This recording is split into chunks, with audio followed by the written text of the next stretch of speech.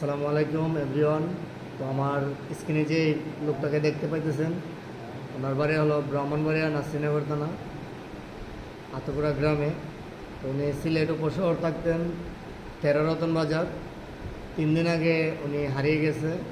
ওনার খোঁজ যদি কেউ পেয়ে থাকেন তাহলে স্ক্রিনে যে নাম্বারটি দিতেছি ওই নাম্বারে যোগাযোগ করবেন, আর দয়া করে ভিডিওটা শেয়ার করে ছড়িয়ে দিবেন যেন ওনার পরিবারের কাছে ওনাকে ফিরিয়ে দেওয়া যায়। ধন্যবাদ সবাইকে। আল্লাহ হাফেজ। আসসালামু আলাইকুম এভরিওয়ান।